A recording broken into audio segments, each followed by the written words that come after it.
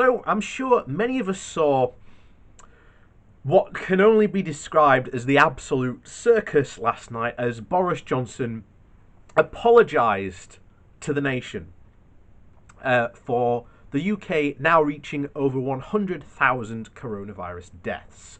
There is no ifs, ands, or buts, but Boris Johnson and the Conservative Party, and they who have been in charge of this country, have absolutely failed this country in a time of national crisis. And not only just once, they have lurched from crisis to crisis to crisis continuously.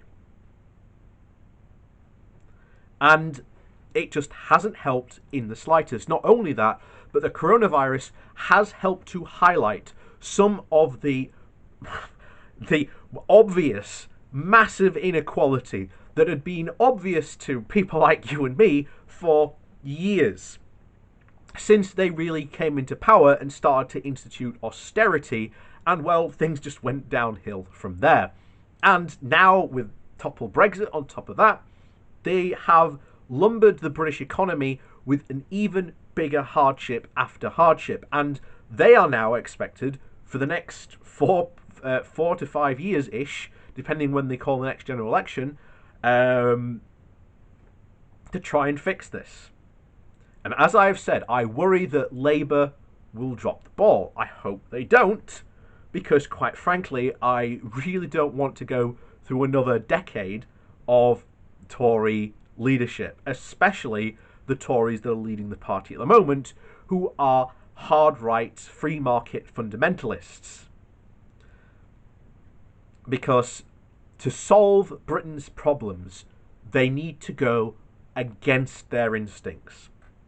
There is no way for Britain to get out of this, without spending some money, and serious money, not the token amount of money that they've been dropping here and there. We're going to end up, well, almost certainly with an employment crisis in the coming years. Not the coming years, but within the coming year, we will be seeing headlines about the unemployment crisis. We are already in a housing crisis. We are entering into a massive rent crisis because people haven't been able to pay rents. And as a result, there are now people in unfortunate situations of where they can't afford to pay their rent. We are going to see a massive homelessness crisis rise because of this.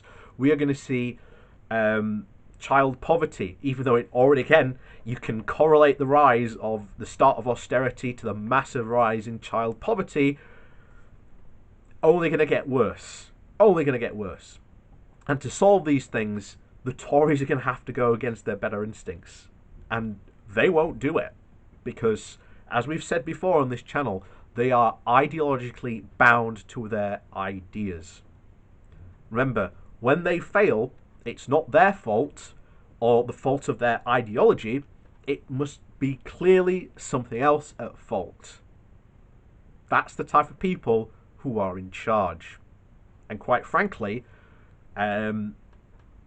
should never, ever, ever be allowed near the wheel of state ever again. And we're going to go over a fantastic article here that just sums all this up, really. But before we get into that, please do remember to hit the like and share button. And of course, down below, there's a link to my Patreon page and a one-off donation link. And thank you very much to those people who do support the channel that way. So this comes from The Guardian. And the title is, COVID is teaching the Tories basic social democracy, but they won't learn. There is an ancient Indian parable about a group of blind men encountering a huge animal for the first time. Each man grasps a different part of the creature. One thinks he is dealing with something hard and pointed, like a spear. Another thinks it's a vast leathery wall. A third presumes it's a serpentine coil. They all get part of the picture, but none can conceive of the whole elephant. Thus does the Conservative Party prod and grope at the problem of inequality.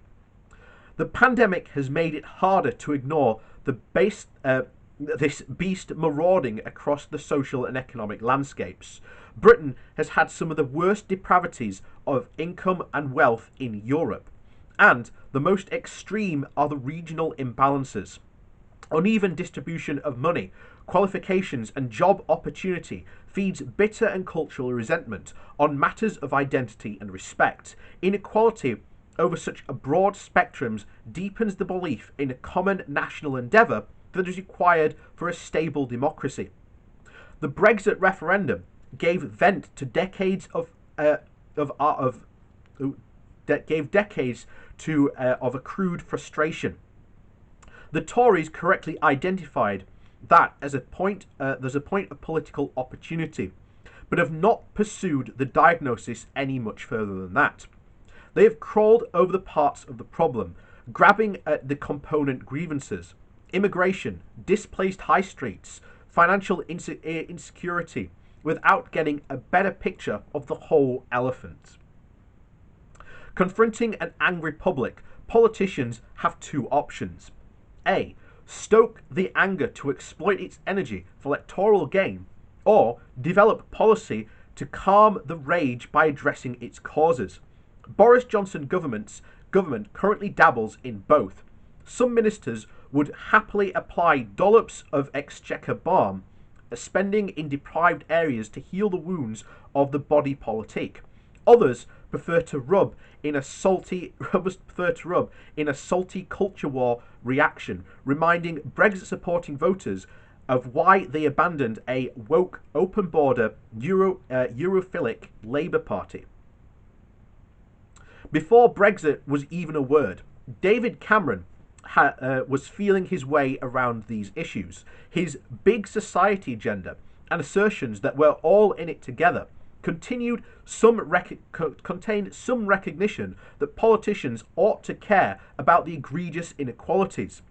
But that insight did not survive contact with the more potent ideological imperatives.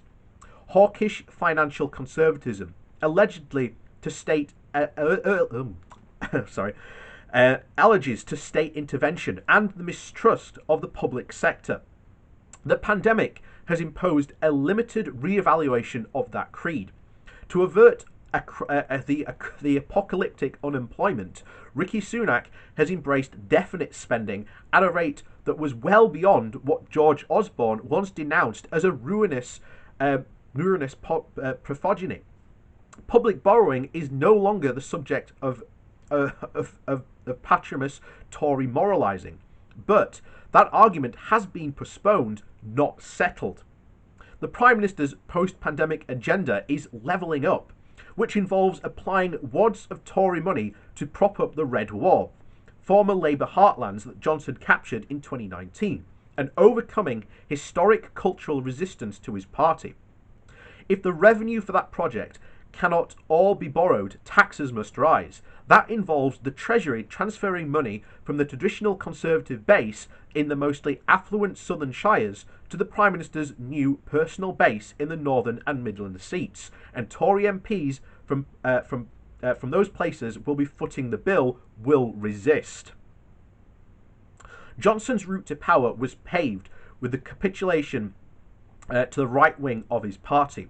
It would be out of character for him to pick a fight with the low-tax, small-state libertarians who put him in Downing Street. If he cannot change Tory attitudes to redistribution, he will go his way. He will go to his default setting: cosmetic changes and snake oil salesmanship, spending too little while promising too much, filling the gap with bluster and lies, and that will disappoint the clan of Tory MPs whose interest in levelling up has intellectual roots, a foundation in evidence, and an eye for more than cynical electoral calculus. They gather round the onward think tank and talk about the reviving of the social fabric, engaging respectfully with the left. That has a significant part of Johnson's coalition, but one that he also fears. Obedience to the leader and satisfaction with pathetic crumbs of policy are reliable traits in the moderate Tory. The sight of the Tories stumbling around the same old elephant supports the views that once expressed by Hopi Sen, a Labour blogger, that compassionate conservatism is social democracy for slow learners. The Tory traditional ventures cultural continuity and civic infrastructures that bind individuals into communities. It also identifies markets and individual enterprise as wealth generating engines. Even so, the realization dawns that those beliefs are in conflict. A free market for all plus a cut of the self-enrichment separates society into winners and losers, undermining the cohesion, degrading civic institutions, and slowing instability. And equality will drag on the well-being paid by the rich as well as the poor. But the repartee of the Conservative solutions is limited by the resistance to state regulation and the belief that taxes openly offend liberty. Plenty of Tory MPs feel the social pressure for egalitarian correction, but they are outnumbered by those who reject the most effective methods as a slippery slope to communism. Again, it's bizarre. And all agree that levelling up is the solution as long as they don't have to define the problem. Labour's cycles, though, are a different set of repeated failings in this area. It struggles to persuade voters that it can be trusted with their money, that if taxes for the common interest, not from spite to punish ambition. It forgets to say a good word about private enterprise and fails to enforce the boundary between a moderate left that would regulate markets and revolutionary Marxists who would abolish them. Keir Starmer looks to reenact the art and try to articulate that difference. The pandemic has made the case for social democracy better than any most recent Labour leader. It has revealed that the penalty that we all pay for the neglect of public health and infrastructure. It has reminded people that the social security is a moral proposition, not a subsidy for scroungers. It has illuminated a deep and cultural longing for solidarity expressed in the devotion to the NHS.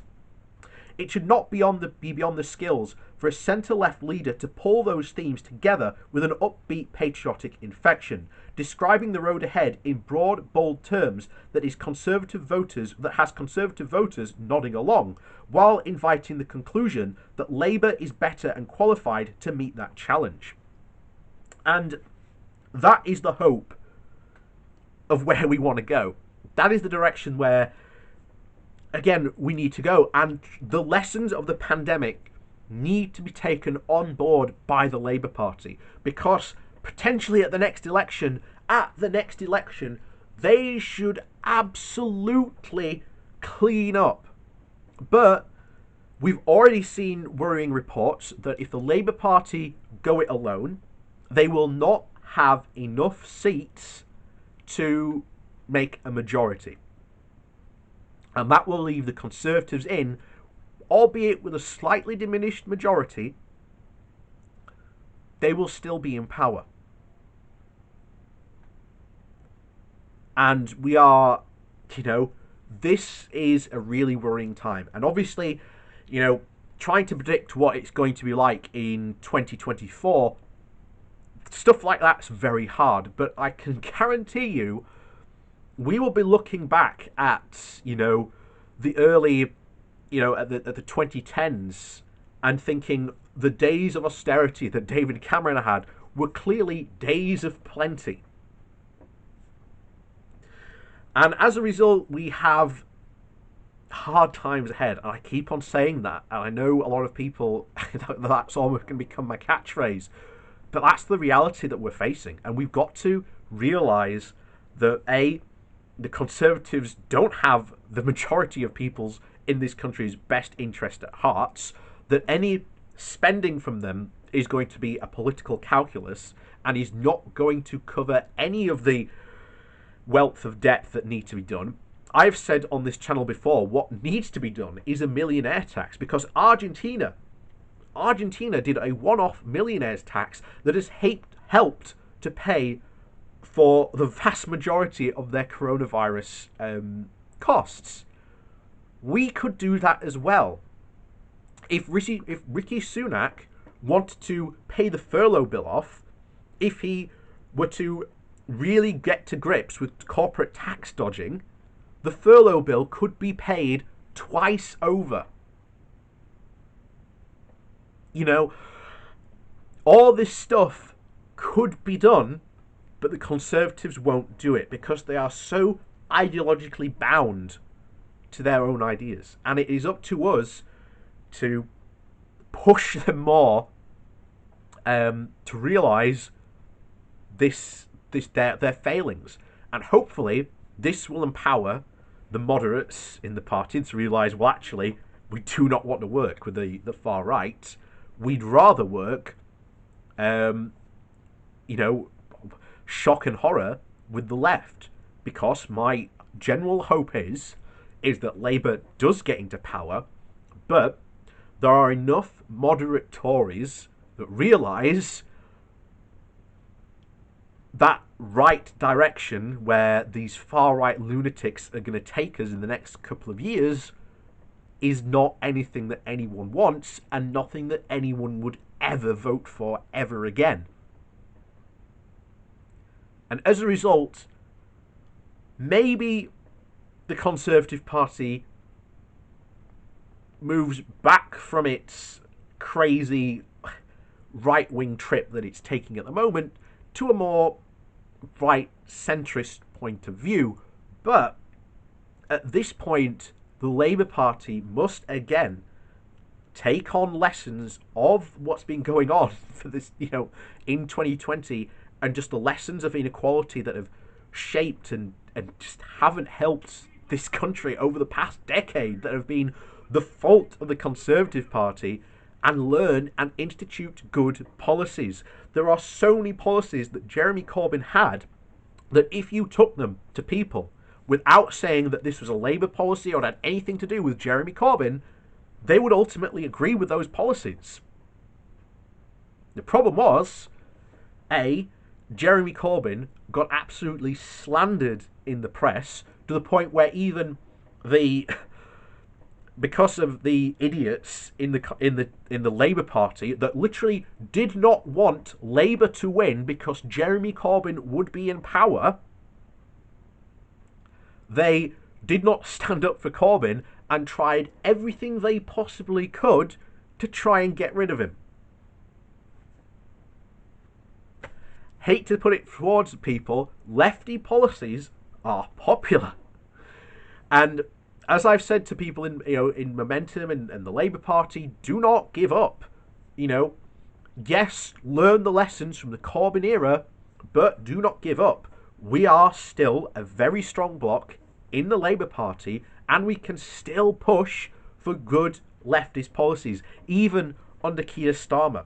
Even if Starmer decides to take a more lefty centrist approach, we can still push for good lefty ideas. It's still doable. So with that, as always, thanks for watching. Please do remember to hit that like and share button on your way out. And of course, down below there's a link to my Patreon page and a one-off donation link. And thank you all for watching as always. We'll see you next time.